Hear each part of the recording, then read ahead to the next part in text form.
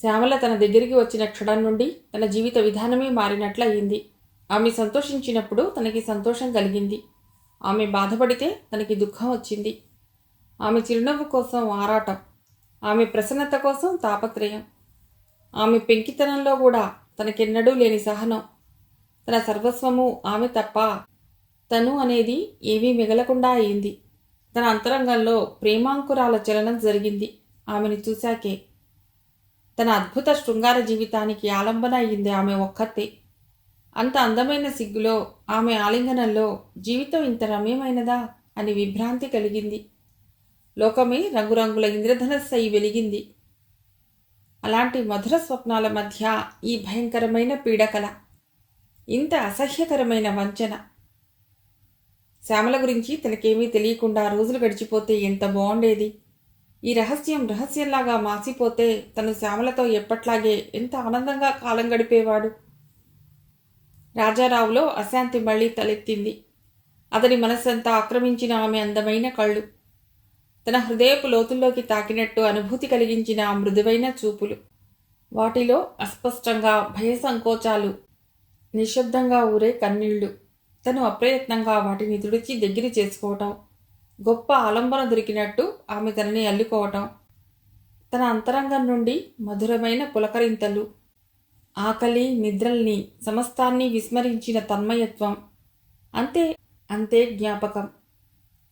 తనకింకా స్ఫురిస్తున్న ఆ చూపుల్లో ఏదో దీనత్వం, నిర్మలత్వం తప్ప తనని కరుచుకోవటంలో అపారమైన నమ్మకం. ఆశ్రయాన్ని కోరి ఆరాటం తప్ప ఎక్కడా నటన వంచన తనకసలు గుర్తులేదు. శ్యామల గురించి అతడి మనస్సంతా క్షమతో ప్రేమతో నిండసాగింది. ఆమె సాహచర్యంలో గడిపిన దివ్య క్షణాల బలం అతడికేదో నూతన శక్తిని ఇచ్చింది. ఆమె గురించి తన అపార్థాలు, సందేహాలు, అసహ్యాలు వదిల్చుకోవాలని, ఆ సాహసానికి తనను తను సంసిద్ధుణ్ణి చేసుకోవాలని అతడిలో ప్రతి అణువు పెనుగులాడింది. రాజారావు ఆలోచిస్తూ గంటలు గంటలు గడిపేశాడు. రాత్రి చీకటి పడే వరకు గదిలో ఒంటరిగానే ఉన్నాడు. బయట శ్యామల ఏ అఘాయిత్యానికి పూనుకుందోనని ఆందోళన కలిగిన వెంటనే కంగారుపడి తలుపులు తీశాడు. వంటింటి గుమ్మంలో మోకాళ్ల మీద తల ఆంచుకుని చీకట్లో కూర్చున్న శ్యామల గది తలుపులు తీసిన చప్పుడికి చటుక్కున లేచి నిలబడి తలవంచుకుంది. రాజారావు అక్కడే నిలబడి ఆమెను చూశాడు. ఆమె దోషిలాగా తన తీర్పుకి ఎదురు చూస్తున్నట్టు కనిపించింది. తను ఉండమంటే ఉంటుంది, వెళ్ళమంటే వెళ్ళిపోతుంది. తనని ధిక్కరించి నిలబడలేని నేరం చేసింది. ఆమెని స్వీకరించినా తిరస్కరించినా సమాజం, చట్టం కూడా తన ఇష్టాన్ని వాక్కుని కాపాడతాయి. రాజారావు చెలించిపోయాడు. ఏ హక్కులు ఆస్తులు లేని, ఏ నీతి నియమాలు పాటించని మానవుడి హృదయంలో పెనుగులాడే స్పందన అతన్ని వివసుని చేసింది. స్వరం నిండా ఆత్మీయత నిండగా శ్యాము అన్నాడు. తలెత్తి సంభ్రమంగా చూసింది. కన్నీళ్లు జలజల జారిపడ్డాయి. రాజారావు అప్రయత్నంగా ఆమె దగ్గరికొచ్చి తప్పు, ఊరుకో అన్నాడు. శ్యామల అతన్ని పెనవేసుకుని బావురుమంది. ఆపదలో మునిగిన బలహీనుల్ని, అనాథల్ని ఆదుకోగలిగిన ధీరత్వంతో, గాయపడి విలవిలలాడే పక్షికి సేవ చేసే కారుణ్యంతో ఆమె తల మృదువుగా నిమిరాడు. నేనెంతో తప్పు చేశాను, మీకెంతో ద్రోహం చేశాను, నన్నెందుకు క్షమిస్తారు అని ఏడ్చిందామె. ఊరుకో శ్యామల, అదంతా ఎందుకు? నేనిహ నిన్నేమీ అడగను, ఒక్క ప్రశ్న కూడా వెయ్యను. నువ్వేం భయపడకు, మనం ఎప్పట్లాగే సంతోషంగా ఉందాం అన్నాడతడు. ఆమె మాటలు రాక మౌనంగా ఏడ్చింది. ఆ రాత్రే దాచుకోలేక విషయం అంతా చెప్పింది. శ్యామల మేనత్తకి ఆస్తి బాగా ఉంది. శ్యామలని తన కొడుక్కి చేసుకోవటానికి ఇష్టపడలేదు. తల్లి లెక్కలేదని, నిన్నే చేసుకుంటానని శ్యామల బావ నమ్మకంగా చెప్తూ ఉండేవాడు. సంబంధం స్థిరపడుతుందనే ఆశతో శ్యామల తల్లిదండ్రులు కూడా శ్యామలని బావతో చనువుగా తిరగనిచ్చారు. శ్యామల మేనత్త తన అభిప్రాయం వాళ్ళ దగ్గర వీళ్ళ దగ్గర బయటపెట్టి కొడుక్కి వేరే సంబంధాలు చుట్టంతో 2 కుటుంబాల మధ్య స్పర్ధలు ఎక్కువయ్యాయి. శ్యామల నాయనమ్మ కూతురికి కొడుక్కి వచ్చిన స్పర్ధలకి బెంగబెట్టుకుని మంచం పట్టింది. కూతురి మీద కోపంతో కొడుకు పక్షం చేరి మనవరాల్కి వేరే సంబంధం చూడమని పోరు మొదలెట్టింది. శ్యామల తండ్రి పౌరుషపడి కూతురికి తొందరగా పెళ్లి చేసేసి బంధువులతో శభాష్ అనిపించుకుంటానని పంతం పట్టాడు. చివరికి శ్యామల మేనమామ ప్రయత్నం వల్ల, ముఖ్యంగా శ్యామల అందం వల్ల సంబంధం కుదిరింది. శ్యామలకి 3వ నెల జరుగుతోంది. బావని అర్జెంటుగా రమ్మని, చాలా ముఖ్యమైన విషయం చెప్పాలని చాలా ఉత్తరాలు రాసింది. అతడు ఒక పక్క సమాధానం కూడా ఇవ్వలేదు. పెళ్లికి లగ్నం పెట్టేశారు. శ్యామల ఆందోళన ఎక్కువైంది. తన సంగతి ఎవరికీ చెప్పే ధైర్యం లేదు. రహస్యంగా ఈ మందన్నా తీసుకునే అవకాశం లేదు. చాలాసార్లు చచ్చిపోదామనుకుంది. ఏమీ చేయలేని స్థితిలో పెళ్లి జరిగిపోయింది. ఈ విషయం మీకు తప్ప ఎవ్వరికీ తెలియదు. నా పెళ్లి అని తెలిసినప్పుడు కూడా అతడు కదిలి రాలేదు. అప్పటి నుండి అతడి మీద నాకెంతో అసహ్యం కలిగింది. నా మీద నాకే చెప్పలేనంత కోపం వచ్చింది. మిమ్మల్ని మోసపుచ్చుతున్నాననే భయంతో నేను ప్రతిరోజు ఎలా గడుపుతున్నానో చెప్పలేను. ఈ 2 మాటలు నమ్మండి. నన్ను మీరేం చేసినా సరే అని దీనంగా చూసింది శ్యామల. సిగ్గుపడకుండా, ఏడవకుండా ధైర్యంగా, ఆవేశంగా మాట్లాడింది. రాజారావుకి ఆమె మాటల్లో ఏమీ నటన కనబడలేదు. అదంతా మర్చిపో శ్యామల. నీ మీద కోపం ఎప్పుడో పోయింది. రేపు డాక్టర్ గారి దగ్గరికి వెళదాం అన్నాడు. శ్యామల నమ్మలేనట్లు చూసింది. ఆమె మొహమంతా అలుముకున్న కాంతి, చూపుల్లో నిండిన కృతజ్ఞత, తన మీద ఏర్పడ్డ విశ్వాసం చూస్తే రాజారావుకి తన మీద తనకే గౌరవం కలిగింది. జీవితానికంతా తేజస్సిచ్చే ఉన్నత కార్యం చేశాననిపించింది. మనస్సులోనే మోకరిల్లాడు డాక్టర్ రఘునాథ్కి. రఘునాథ్ ఆలోచనలోంచి తేరుకుని, ఆ అమ్మాయి విషయం ఏమైందో రేపు తప్పకుండా చూడాలి సుజా. ఓసారి అతడి దగ్గరికి ఎడతాను అన్నాడు. సుజాత రఘునాథ్ని చూస్తూ దీర్ఘంగా ఆలోచిస్తోంది. వెన్నెల బాగా తగ్గింది. ఆకాశం నక్షత్రాలతో ధగధగ మెరుస్తోంది. గార్డెన్ నిండా విచ్చిన పూల వాసన లీనుతున్నాయి. చల్లగాలి సుకుమారంగా పరవశంగా తాకుతోంది. సుజాత భర్తని భక్తిపూర్వకంగా చూస్తూ, నీ మనస్సెంతో సున్నితమని తెలిసి కూడా ఇన్ని సంవత్సరాలు నేను అర్థం చేసుకోకుండా ఎలా ఉన్నానో నాకే ఆశ్చర్యంగా ఉంది రఘు అంది. రఘునాథ్ నవ్వి, పోనీ ఇప్పటికైనా అర్థమైనట్టేనా అన్నాడు. ఆ మెత్తని నవ్వు, ఎప్పుడూ నమ్మకంగా దొరికే ఆ నిర్మలమైన ప్రేమ, తనకి స్నేహమైన క్షణం నుండి అతడిలో చూసుకున్న సంస్కార భావాలు, ఆ ప్రశాంత పరిసరాల్లో తన ప్రియుని సామీప్యం అన్నీ ఆమెకి ఎన్నడూ లేని కొత్త ఆవేశాన్ని కలిగించి, రఘు, నీకో సంగతి చెప్పనా అంది. రఘునాథ్ ఆమె చేతిని తన చేతిలోకి తీసుకుంటూ, చెప్పటానికి నా పర్మిషన్ అడుగుతున్నావా అన్నాడు. అవును, అలాంటిదే. నువ్వు శాంతంగా వినాలి. ఈ రహస్యం నీకు చెప్పేయాలని ఎన్నిసార్లు బలహీనపడ్డానో, ఎలాగో నిగ్రహించుకున్నాను. ఎక్కడ నీ ప్రేమ పోగొట్టుకుంటానో అన్న భయంతో నా బాధంతా మనసులోనే దాచుకున్నాను. ఏమిటి సుజా నువ్వు మాట్లాడేది? రఘునాథ్ ఆత్రపడ్డాడు. నేను కూడా 12 ఏళ్ల కిందట శ్యామలలాగా ఒక భయంకరమైన స్థితిలో పడ్డాను. అంటే? ఆశ్చర్యపడ్డాడు. నేను మా అత్త దగ్గరుండి చదువుకునే రోజుల్లో, నాకు 15 సంవత్సరాలప్పుడు, ఆవిడ మొగుడు నా విషయంలో పశువులా ప్రవర్తించాడు. నాకప్పుడేమీ తెలియని వయస్సు. ఎవరికి చెప్పాలన్నా సంకోచం. ఆ దుర్మార్గుణ్ణి ధిక్కరించాలంటే భయం. ఆ రోజులు గుర్తొస్తే నాకిప్పటికీ గుండెల్లోంచి వణుకొస్తుంది. కొన్నాళ్లకి నేను ఆ ఘోరం భరించలేక తెలివి తెచ్చుకుని మంకుపట్టుబట్టి అన్నం తినటం కూడా మానేసి మా అమ్మ దగ్గరికి వచ్చేశాను. సుజాతకి నిలతప్పకపోతే అసలు ఆ విషయమంతా ఒక పీడకలలాగా మర్చిపోయేదే. ఆ ఘోరం కూడా జరగటంతో ఆ పిల్ల అందరి దృష్టికి మహానీచురాలయ్యింది. పాపిష్టిదానా, నా పరువు తీశావే అని తండ్రి ఆ లేత ఒళ్ళు చిట్లి రక్తాలు కారేంత వరకు కొట్టి శాంతపడ్డాడు. చంపుతానని కంఠం నలిపి ఎవరో అడ్డుపడితే ఉరితాడు కళ్లల్లో మెదిలి వదిలిపెట్టాడు. మమ్మల్ని నవ్వుల పాలు చేశావే, నీకా మాత్రం జ్ఞానం లేదుటే అని తల్లి సన్నగా శోకాలు తీస్తూ శాపనార్థాలు పెట్టింది. సుజాతకు ఆ జ్ఞానం ఎందుకు లేదో, ఉండి ఏమాత్రం చేయగలదో ఆ జ్ఞానవంతురాలు ఊహించలేదు. సుజాత చదివే క్లాస్లో పుస్తకాల్లో పొలాల స్థలాల వైశాల్యాలు, కిరసనాయిల్ డబ్బాల ఘన పరిమాణాలు, కట్టే లెక్కలే గాని జీవితమంతా తారసపడే రకరకాల వ్యక్తుల హృదయ వైశాల్యాలు, వారి ఆలోచనల ఘన పరిమాణాలు కనుక్కోగలిగే లెక్కలు లేవు. చరిత్ర పాఠాల నిండా యుద్ధాలు, సంధులు, రాజ్యకాంక్షలు, గుళ్ల మీద గోపురాల మీద అలరారే శిల్పకళలు. దేశ విదేశాల్లో వన్నెకెక్కిన పవిత్ర సంస్కృతుల అపవిత్ర వర్ణనలే కాని ఏ భయంకర చీకటి రాత్రో ఆదమర్చి నిద్రపోయే అమాయకపు ఆడపిల్లల మీద పశుకామంతో మీద పడే నీచుల వర్ణనలు కాని రాక్షస బలంతో బలాత్కరించి తల్లుల్ని చేసే దుర్భర సంఘటనలు గాని అజ్ఞానంతో భయంకర సుఖవ్యాధుల పాలై జీవితమంతా నరకయాతన భరించిన నిర్దోషుల మానసిక సంఘర్షణలు గాని సుజాతని జ్ఞానవంతురాల్ని చేయగల ఒక్క అంశమైనా లేదు. తప్పంతా తనదేనని ఆ పిల్ల తిట్లు దెబ్బలు భరించి ఊరుకున్న తర్వాత అందరూ శాంతించారు. తర్వాత ఆ తప్పు తుడిచేసుకునే ప్రయత్నాలు.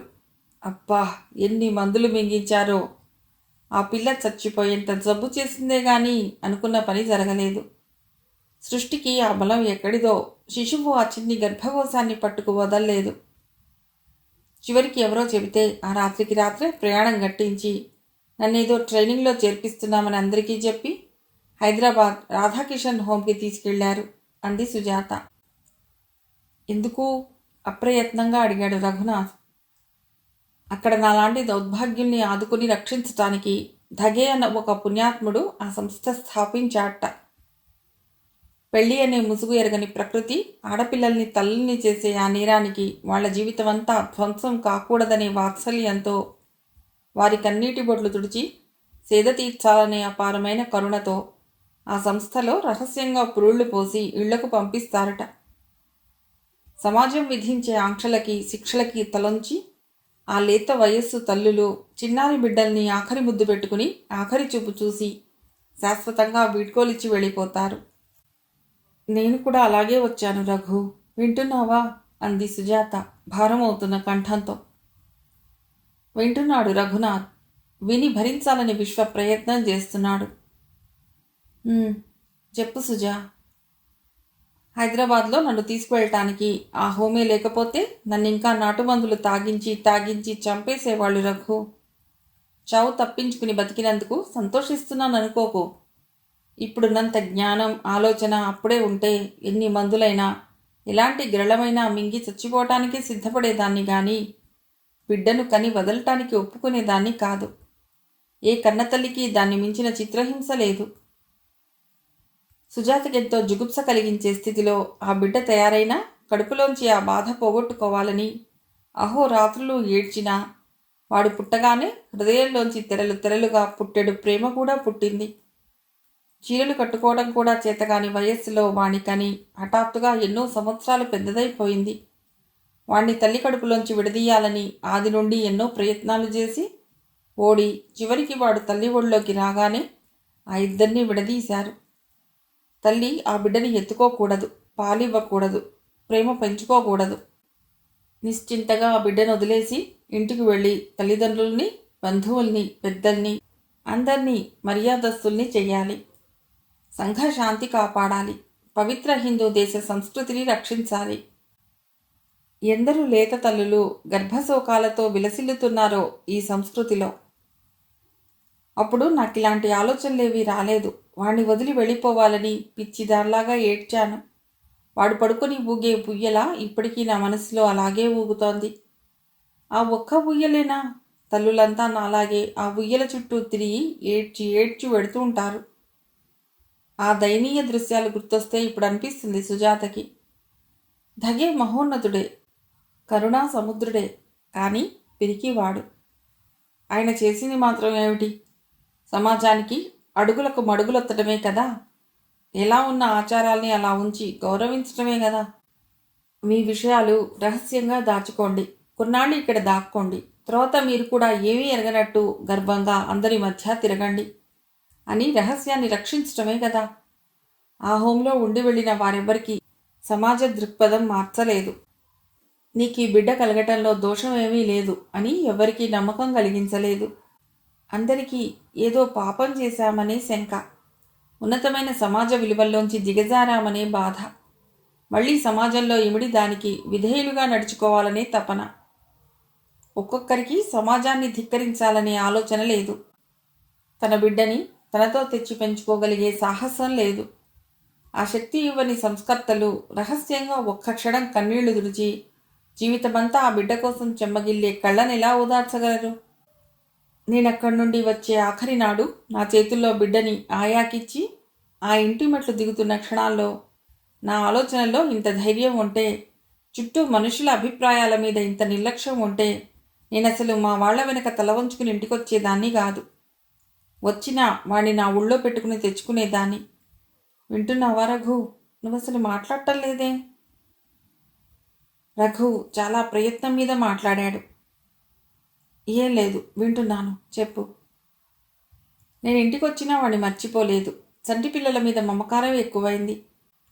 నా పెళ్ళి పెద్ద సమస్య అవుతుందేమోనని నన్ను మళ్ళీ చదువులో పెట్టారు. క్లాస్లో కూర్చుని రాత్రిళ్ళు పుస్తకాలు ముందేసుకుని మంచం మీద కళ్ళు మూసుకుని పడుకుని ఎప్పుడూ వాణి గురించే ఆలోచించేదాన్ని. ఇప్పుడు పెద్దవాడై ఉంటాడు. ఆ ముందు వరండా మీద పాకుతూ ఉంటాడు. ఆ వీధి మెట్ల మీద పడిపోతాడేమో.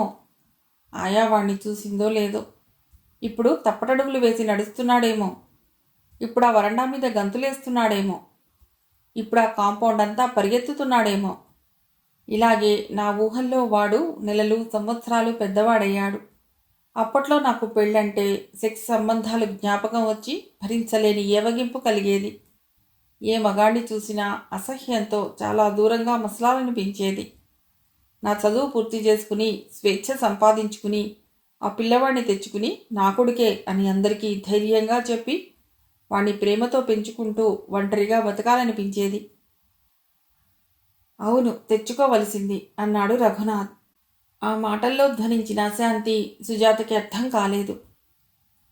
సుజాత అతన్ని ఆరాధనతో చూస్తూ, కానీ నీకోసమే రఘు, నీకోసమే నేను ఆ ప్రయత్నం మానుకున్నాను. నీ స్నేహం అప్పట్లో నాకు మానసికంగా చాలా ఆరోగ్యాన్ని ఇచ్చింది. నీకు కూడా దూరంగా ఉండాలని నేనెంత ప్రయత్నించినా నా మనస్సు నీ చుట్టూ అల్లుకుని నిన్ను తలుచుకోగానే నాకేదో కొత్త అనుభూతి కలిగేది. నాకే అర్థం కానంత ఆశ్చర్యంగా నువ్వు నా మనసంతా ఆక్రమించుకుని నా ఆలోచనల్లో భాగమైపోయావు. నువ్వే లేకపోతే నాకు జీవితమే వ్యర్థం అనిపించింది. సెక్స్ జీవితానికన్నా అతీతమైనదేదో దివ్యానందం నాకు స్ఫురించి నీకోసమే ఆరాటపడ్డాను. ఆ పిల్లవాడిని తెచ్చుకోవాలని, ఒంటరిగా బతకాలని అనుకునేదంతా మార్చుకుని నీతో పెళ్లికి ఒప్పుకున్నాను. రఘునాథ్ మాట్లాడలేకపోయాడు. ఆమె తనకిచ్చిన స్థానం ఎంత మహోన్నతమైనా అతడి మనస్సు కలతపడుతోంది. రాజారావే గుర్తుకొస్తున్నాడు అతడికి. రఘు, నువ్వు కాక ఇంకెవరైనా తారసపడి ఉంటే నేను చాలా అపోహలతో కాలం గడుపుతూ ఉండేదాన్నేమో. నాకు ఇప్పుడు అనిపిస్తోంది, ఇంత మనోహరంగా, ఇంత పరవశంగా అనుభవించవలసిన సెక్స్ జీవితాన్ని ఎంత పతనం చేసుకుంటున్నారు మనుషులు. ఏ జ్ఞానమూ ఎరగని ఒక చిన్న పిల్ల మీద దౌర్జన్యం చేసి క్షణికంగా ఆ నీచుడు అనుభవించిన ఆనందం ఏపాటిది? శృంగార అనుభవంలో ఉన్నత విలువలు తెలిసిన వాళ్ళు జీవితంలో ఎన్నడూ ఏ నీచబంధాలకి సిద్ధపడరు కదా. అవును, తర్వాత ఏమైంది అన్నాడు రఘునాథ్ అయిష్టమైన ఆసక్తితో. సుజాత కొంచెం నవ్వి, తర్వాత ఏమైందా? మన పెళ్ళైన తర్వాత నాకు నెల తప్పినందుకు మా వాళ్ళంతా ఎంత ఆనందించారో, ఎన్ని వేడుకలు చేశారో, నన్నెంతో ముద్దు చేశారో తెలుసా అన్నది. మనుషులు సంఘం పేరు పెట్టుకుని తోటి మనుషులకే ఎంత నీచులై దాస్యం చేస్తారో బాగా అర్థమైంది సుజాతకి. సృష్టిలో ఏ జీవి తనలాంటి ఇంకో జీవిని చూసి భయపడదు. మనిషి మాత్రం ఇంకో మనిషికి గజ వణుకుతాడు. ఇద్దరు మనుషుల మధ్య ఊహకందని అగాధం. ఎవరి దుఃఖం వాళ్లదే, ఎవరి రహస్యం వాళ్లదే. పెళ్లితో ఏమీ సంబంధం లేకుండా ఒక ఆడపిల్ల తల్లి కావటానికి చుట్టూ ఎన్ని అవకాశాలున్నాయో మనుషులందరికీ తెలుసు. అర్థం చేసుకునే విషయమే కానట్టు నటిస్తారు. ఎక్కడికో తీసుకుపోయి ఒక మనిషి సంగతి ఇంకో మనిషికి తెలియకుండా దాచవలసిన అవసరం ఎందుకు కలగాలి? మనుషుల సమస్యలు మనుషులకే ఎందుకు అర్థం కావు? ఇన్ని కోట్ల జీవరాశుల్లో క్రిమికీటకాల కన్నా మనుషులెంత అల్పులు. ఏముంది ఈ జీవితాల్లో? అంతా వంచన, ఆత్మవంచన, పరవంచన. అన్నీ సంకెళ్ళు, కనపడని ఉరితాళ్ళు. కాళ్ళకి, చేతులకి, నోటికి, మనస్సుకి తోటి మనుషులే వేసి బిగించే బంధాలు. సంఘశాంతి అనే దొంగ పేరుతో వ్యక్తి జీవితాన్నంతా అశాంతితో నరకం చేసే సిద్ధాంతాలు. ఆలోచించరు, మార్చుకోరు, భరిస్తారు, ఏడుస్తారు. దుఃఖంలో, అబద్ధంలో, రహస్యంలో బతికేస్తారు. ఎవరికి వారే పవిత్రులైతే సంఘం శాంతితో అలరారుతోంటే ఆ హోం నిండా అంతమంది పిల్లల్లా వచ్చారు రఘు. ఆ పిల్లలు. సుజాత కంఠం కంపించింది. ఆ హోంలో పిల్లలు మాత్రమేనా? రోడ్ల పక్కనో చెట్ల కిందనో అనాథ శరణాలయాల గుమ్మాల్లోనో కళ్ళు తెరిచే బిడ్డలెంతమంది? పవిత్ర గృహాంతర్భాగాలలో రహస్యంగా శ్వాస పీల్చి తక్షణం శాశ్వతంగా శ్వాస వదిలే శిశువుల మాటేమిటి? ఏ శాంతికి, ఏ నీతికి నిదర్శనం ఈ పిల్లలు? ఈ పిల్లలంతా పవిత్ర సంఘ మర్యాదకి, నీతి సూత్రాలకి ఆహుతులైన పసికందులు. కామాంధుల రాక్షసత్వానికి ఫలితం అనుభవించే నిర్దోషులు. స్వేచ్ఛ లేని తల్లుల మానసాకాశాల్లో నక్షత్రాలా మెరిసే అమాయకులు. అమ్మ అంటే ఏమిటని అడుగుతారు వాళ్ళు. రఘు, నా కళ్ళల్లో, నా ఆలోచనల్లో ఎప్పుడూ ఆ పిల్లలే. అక్కడి పిల్లలంతా ఆయాల దయతో పెరిగి సమాజానికి వినయంగా తయారవుతారు. పవిత్రులు మిడిసిపడి వెక్కిరించినప్పుడు నిర్లక్ష్యం చేయగల ఆత్మవిశ్వాసం లేక నీచులమని, అల్పులమని పరితపిస్తారు. వదిలేసి వెళ్ళి పతివ్రత అయిన తల్లి కోసం, పుట్టకముందే పారిపోయి నీతిమంతుడైన తండ్రి కోసం, మర్యాదస్తులమని హేళన చేసే బంధువుల కోసం, తమ నా స్థితికి తెచ్చిన సమాజ విలువల కోసం జన్మంతా తప్పించే అజ్ఞానులవుతారు. బయట కుటుంబ సంబంధాలెంత హీనమో అన్ని వందల నిదర్శనాలు తెలిసి కూడా విద్యలో గాని, ఆలోచనల్లో గాని ఏమీ చైతన్యం లేక అందరికన్నా తామే అవినీతి పరులమనే దుఃఖంలో పడతారు. ఆ చిన్ని హృదయాల న్యూనత పోగొట్టి గర్వంగా ప్రపంచం ముందు నిలబెట్టే ప్రయత్నాలు లేవక్కడ. రఘు, నిన్ను పెళ్లి చేసుకుని తల్లినయ్యే హక్కు సంపాదించి కన్న బిడ్డలతో పాటు ఆ దౌర్భాగ్యాన్ని కూడా నా మనసంతా నింపుకుని పెంచుతున్నాను. ఒక్కో క్షణంలో నా ఆవేశం నిగ్రహించుకునే శక్తి లేక, నాయనా, నేను నీ తల్లిని, నీకోసం నా కళ్ళు చెమర్చని రోజు లేదు, నేను నిన్ను మర్చిపోలేదు అని ఒక్కసారి వాడికి నమ్మకంగా చెప్పి వాణ్ణి నా చేతుల మధ్యకి తీసుకోగలిగితే గాని నా జన్మకి సార్థకత లేదనేంత వెర్రి కలుగుతుంది. సుజాత కళ్ళు వర్షిస్తున్నాయి. రఘు, నా బాధ పంచుకోవటానికి నువ్వున్నావనే నమ్మకం లేక ఇంతకాలం ఇదంతా భరించాను. ఎంత మూర్ఘత్వం చూడు. నా మనసులో మాట ఏనాడో చెబితే నా కోరిక తీర్చేవాడివి కాదా? రఘు, ఇప్పుడు మనం వాణ్ణి తెచ్చుకోకూడదా? అద్రిపడ్డాడు రఘునాథ్. నీకేం మతిపోయిందా అన్నాడు కర్కశంగా. వెంటనే మహాప్రయత్నం మీద సర్దుకుని, అదెలా కుదురుతుంది సుజా? ఇంతకాలం తర్వాత పిల్లవాడు నీ దగ్గర ఎలా ఉంటాడు అన్నాడు శాంతంగానే. నా దగ్గరే ఉండడా? అంత నమ్మకం నేను కలిగించుకోలేనా అని వెర్రిచూపు చూసిందా తల్లి. కానీ మన పిల్లలు, ఇప్పుడు నువ్వు వాళ్ళకి దూరమైనట్టు వాళ్ళెంత గాయపడతారో ఆలోచించాలి ముందు. ఎవరు గాయపడ్డా భరించలే నేను. అలా జరగకుండా చేయలేమా మనం? కానీ నలుగురు ఏమనుకుంటారు అనబోయి నిగ్రహించుకున్నాడు. మళ్ళీ అదే బలహీనత. మనిషికి మనుష్యుణ్ణి చూస్తే భయం. ఇది ఎలా వదులుచుకోవాలి? భార్య సంగతి విని రాజారావు పడ్డ బాధ ఎంతో సహజం అని అనిపిస్తోంది ఇప్పుడు. అతడి సమస్య అతడికి ఎంత భయంకరంగా కనిపించిందో ఇది తనకు అంతకన్నా భయంకరంగా ఉంది. రాజారావుకి తను చెప్పిన మాటలెన్నో సుళ్ళు తిరుగుతున్నాయి మనస్సంతా. జీవితం అంటే హాయిగా సాఫీగా బతికేయటం కాదన్నాడు తను. ఛాదస్తాలకు అతీతంగా ప్రవర్తించాలన్నాడు. సంఘభయం కన్నా నీచమైన బానిసత్వం లేదన్నాడు. అడుగడుగునా స్నేహాలతో, త్యాగాలతో ప్రేమని సాధించమన్నాడు. అన్నీ తను హృదయపూర్వకంగా నమ్మి చెప్పాడు. స్త్రీల మీద సానుభూతితో, గౌరవంతో చెప్పాడు. శ్యామలని తనైతే సునాయాసంగా క్షమిస్తాననుకున్నాడు. కానీ అంతకన్నా పసి వయస్సులో అంతకన్నా దారుణమైన క్షోభ భరించిన సుజాత మీద తనకెంత జాలి కలుగుతున్నా జాలితో పరిష్కరించుకోగలిగే సమస్య ఇది. తన జీవిత భాగం అనుకున్న తన భార్యకి 12 ఏళ్ల కొడుకు. అనుక్షణం వాడి మీదే మమకారం, వాడి గురించి ఊహలు, వాడి మీదే కలలు, వాడి కోసమే ఆ కళ్ళల్లో ఆరని కన్నీళ్లు.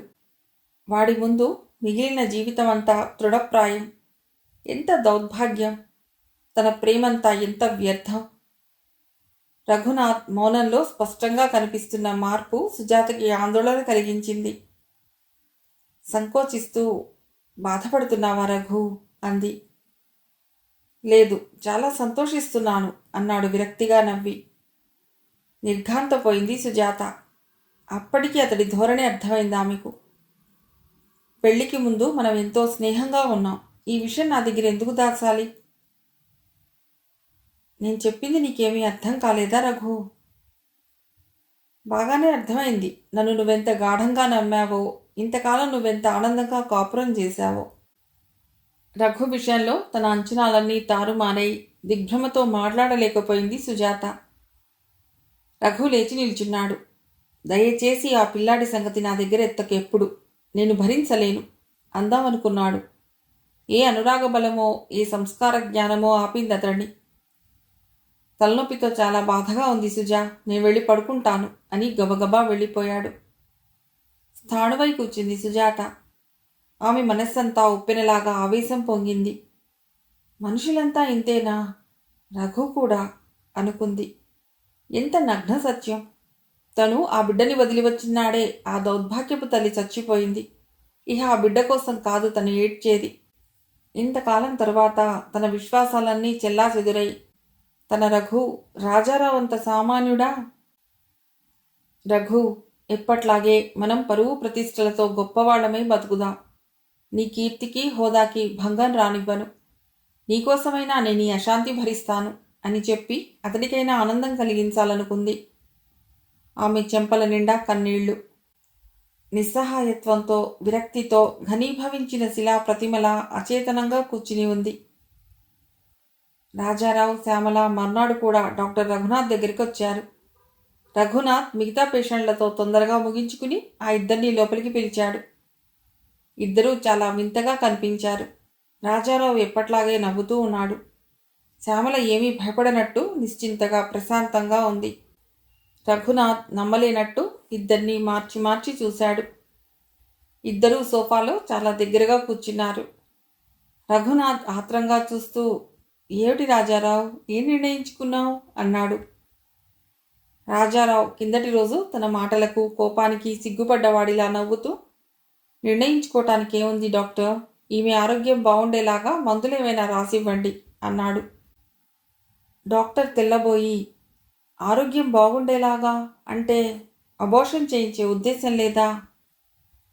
రాజారావు తల అడ్డంగా తిప్పుతూ, ఎందుకు ఎందుకు ఆ పని చేయాలి అన్నాడు. ఎందుకేమిటి? రఘు ఆశ్చర్యపడుతూ, ఆ బిడ్డకి నువ్వు తండ్రినని చెప్పుకుంటావా అన్నాడు. ఎవరికి చెప్పుకోవాలి? ఏ బిడ్డకి ఎవరి తండ్రులో అందరూ మనకి విన్నవించుకుంటున్నారా డాక్టర్? మేమిద్దరం నిన్న మీ దగ్గరికి రాకుండా ఇంకో డాక్టర్ దగ్గరికి వెళ్ళి ఉంటే ఈసరికి మా పరిస్థితి ఇంకో రకంగా ఉండేది. మీరు నాకు జ్ఞానభిక్ష అంటారే, అలాంటి భిక్ష పెట్టారు. మీ మాటలతోటే నేను చాలా కదిలి నన్ను నేను ప్రశ్నించుకుని కొంచెమైనా ఆలోచించడం నేర్చుకున్నాను.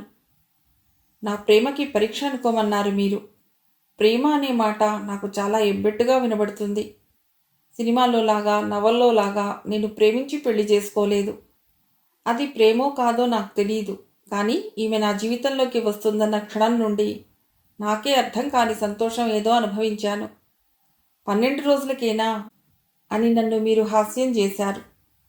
12 సంవత్సరాలు కలిసి జీవించిన వాళ్ళైనా ఇలాంటి పరిస్థితి వస్తే నాకన్నా ఎక్కువగా న్యాయంగా ప్రవర్తిస్తారనుకోను. మా ఇద్దరి మధ్య జీవితం ఇంత కొత్తలోనే నేను తన కోసం ఏమైనా చేయగలనో లేదో అన్న రుజువుతో ప్రారంభమైందంటే నాకు చాలా సంతోషంగా ఉంది. ఈ సంగతి వింటే మీరు కూడా చాలా సంతోషపడతారనుకున్నాను. డాక్టర్ మొహం పరిశీలిస్తూ ఆగాడు రాజారావు. రఘునాథ్ తన ఆశ్చర్యాన్ని వెల్లడి కానివ్వకుండా, ఎందుకు సంతోషపడబోయ్, చాలా సంతోషం నాకు కూడా. అసలు మీ అభిప్రాయం నాకు అర్థం కాలేదు కదా. నీ రక్త సంబంధం లేని బిడ్డని నువ్వు నిజంగా ప్రేమించగలవో లేదో బాగా ఆలోచించుకున్నావా? ఇప్పుడేదో ఉన్నతంగా ప్రవర్తించాలని ఆవేశపడి ఆ బిడ్డకి జన్మనిస్తే తర్వాత జీవితమంతా అని హెచ్చరించబోయాడు. మీరు నన్ను శంకిస్తారని నాకు తెలుసు.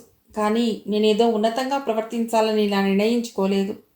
ఆలోచిస్తే నాకు ఇది చాలా సహజంగా కనిపిస్తోంది. నా రక్త సంబంధం కాదు కాబట్టి ఇప్పుడు శ్యామల కడుపులో పెరుగుతున్న బిడ్డని చంపి రేపు మళ్ళీ నా రక్తంతో ఏర్పడ్డాక దాన్ని రక్షించుకునే ప్రయత్నాన్ని నేనే చేయాలి. ఎంత నీచం డాక్టర్. అలా జరిగిన తర్వాత నాకు నేనే ఎంతో వికృతంగా కనబడతాను. మీరన్నారు కదా, ఈ తండ్రులంతా ఎంత నిజం తండ్రులు.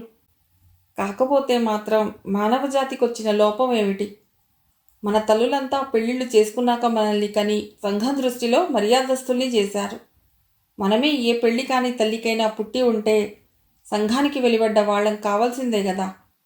ఇంత ఆలోచించగలిగి మన జీవితాల్లో మనం నమ్మే విధంగా ఏమీ చేయలేమా? ఆలోచించినంత తేలికనుకుంటున్నావా ఆచరించటం? నేను సంఘం దృష్టిలో అడగటం లేదు. ఆ బిడ్డకు తండ్రి నువ్వు కాదనుకుంటే నీకు మానసికంగా క్షోభ కలగదా? రాజారావు నవ్వి, మీరు నన్ను పరీక్ష చేయటానికి ఇన్ని ప్రశ్నలు వేస్తున్నారు. మీకు తెలియదే ఉంది డాక్టర్. మనుషులేనా తండ్రులయ్యేది? తండ్రి కావటమే గౌరవం అయితే మన దున్నపోతుల్ని, ఆంబోతుల్ని, నక్కల్ని, కుక్కల్ని, గర్భం ఇవ్వగల ప్రతి మగజీవిని గౌరవించాలి కదా. నా తండ్రి తాగుబోతాయి నన్ను వదిలేస్తే మా మేనమామ తన బిడ్డల్లో ఒక బిడ్డలాగా నన్ను పెంచాడు. రక్త సంబంధంతో తండ్రినయ్యే కన్నా ప్రేమతో, వాత్సల్యంతో ఆ బిడ్డ మనసులో తండ్రి స్థానం సంపాదించడం ఉన్నతం కాదా? భార్యల శీలానికి కొత్త అర్థాలు చెప్పుకోవాలన్నారు. అలాగే తండ్రుల సంబంధానికి కూడా కొత్త అర్థాలు చెప్పుకోవచ్చు కదా. డాక్టర్ తన దిగ్భ్రాంతి నడుచుకుంటూ శ్యామల వైపు చూసి, మీకు కూడా అబోర్షన్ ఇష్టం లేదా అన్నాడు. రాజారావు కలుగజేసుకుని, నేను బాధపడతాననే సంకోచమో, నలుగురు వెక్కిరిస్తారనే భయమో లేకపోతే ఏ తల్లికైనా బిడ్డని చంపుకోవటం ఎందుకు ఇష్టమవుతుంది? శ్యామల ఇష్టమేనని చెప్పినా నమ్మటానికి వీల్లేదు డాక్టర్ అన్నాడు. శ్యామల ప్రశాంతంగా చూస్తూ, బావ నన్ను మోసం చేశాడని అర్థమైనాక అతడి మీద అసహ్యంతో ఇదంతా వదల్చుకోవాలని ప్రతి క్షణం ఆరాటపడ్డాను డాక్టర్ గారు. కానీ ఈయన మీద నాకిప్పుడు ఏ సందేహమూ లేదు. ఈయన మనసెంతో గొప్పది. ఈ బిడ్డ పుట్టినా మేమిద్దరం సంతోషంగా పెంచగలం. ఈ బిడ్డకి ఈయన కాకపోతే ఇంకెవరు తండ్రవుతారు అంది. రఘునాథ్ నిశ్చేష్టుడై కూర్చున్నాడు. కొంతసేపటికి తేరుకుని, నిజమే రాజారావు, మీ ఆలోచనంతా మంచిదే. మిమ్మల్ని నాకన్నా అర్థం చేసుకునే వాళ్ళు ఉండరు. కానీ 10 మంది మధ్య ఉన్నాం. బంధువులు, స్నేహితులు, ఇంకా ఎందరో తెలిసిన వాళ్ళు, తెలియని వాళ్ళు. వాళ్ళంతా మీ గురించి వింతగా మాట్లాడుకుంటారని తెలిస్తే? మాట్లాడుకోనివ్వండి, వాటి లెక్క మాకే ఉంది. బంధువుల కన్నా, స్నేహితుల కన్నా శ్యామల నాకు దగ్గర వ్యక్తి అయ్యింది. నా జీవితంలో ప్రత్యేక భాగం అయింది. ఆమె మనసుకో, ఆరోగ్యానికో హాని కలిగే పని నేను ఎట్లా చేస్తాను? రాజారావు మీద రఘునాథ్కి చాలా గౌరవం కలిగింది. పెన్ను తీసి ప్రిస్క్రిప్షన్ రాశాడు. అది రాజారావుకి ఇస్తూ, ఇవి రెగ్యులర్గా వాడటం మంచిది. రేపోసారి వస్తే బీపీ, యూరిన్ టెస్ట్లు అవి చూడాలి. ప్రతి నెల చెకప్ చేయించుకోవాలి. పాలు, పళ్ళు, ఆకుకూరలు ఎక్కువగా వాడాలి. రోజు సాయంత్రం వేళప్పుడు కొంత దూరం నడవటం మంచిది. తర్వాత మళ్ళీ చూసి ఏమైనా అవసరమైతే చెప్తాను అన్నాడు. థ్యాంక్ యూ డాక్టర్ అంటూ రాజారావు ఆ చీటీ అందుకుని డాక్టర్కి నమస్కారం చేశాడు. శ్యామల కూడా లేచి నిలబడి వినయంగా, భక్తిగా చేతులు జోడించింది చిరునవ్వుతో. శ్యామల వచ్చే వరకు రాజారావు నిలబడి ఆమె చెయ్యి అందుకున్నాడు. ఇద్దరూ నెమ్మదిగా నడిచారు. మెట్ల దగ్గర ఆమె జాగ్రత్తగా దిగటానికి సాయం చేశాడతడు. ఆమె చెయ్యి విడవకుండా ఆసరాగా పట్టుకున్నాడతడు. ఇద్దరూ ఒక్కటిగా నడుస్తున్నారు. కిటికీలోంచి ఆ దృశ్యం చూస్తున్న రఘునాథ్ చలించిపోయాడు. ఆమె సమస్త దుఃఖాల్ని మరపించిన అభయహస్తం అది. యుగ యుగాల చైతన్యరహిత సంఘధిక్కారం అది. కామానికి, ఆకర్షణకి అతీతమైన అంతరాత్మల స్నేహం అది. మానవ బలహీనతలెన్నో కాలదనిన మహోన్నతాదర్శం అది. ద్వేషాలు, కార్పణ్యాలు జయించిన అంతరంగాల ఐక్యం అది. ఒక్క క్షణం, ఆ ఔన్నత్యంలో ఒక్క క్షణం, జీవితమంతా ఎంత ధన్యం. రఘునాథ్ కుర్చీలో కూర్చుని పెన్ను తీశాడు. నా ప్రియమైన సుజా, క్షమిస్తావా నన్ను? నా అహంకారం పటాపంచలై నేను ఎంత అల్పుణ్ణో నాకే స్పష్టమై నీ క్షమ కోసం నేను ప్రార్థిస్తున్నాను. మన బిడ్డని మనం తెచ్చుకుందాం. ఆ చిన్న హృదయంలో తల్లిదండ్రులుగా మనం చోటు చేసుకుందాం. ఆ పవిత్ర స్థానంతో మన జన్మలు పావనం చేసుకుందాం. నాలో సంఘర్షణకి, పోరాటానికి ఒక రూపం వచ్చింది. ఇది నాకే సిగ్గు కలిగించేంత ఆలస్యంగా వచ్చింది. వాళ్ళ అన్న వస్తాడని వాడి తమ్ముడికి, చెల్లెలికి చెప్పు. మనమందరం వాడిని ఆహ్వానించటానికి ఈవేళే బయలుదేరదాం. నీ కళ్ళలో ఎప్పుడూ శాంతి కోసం, చిరునవ్వు కోసం పరితపించే ఎప్పటికీ నీ రఘు. కథ సమాప్తం.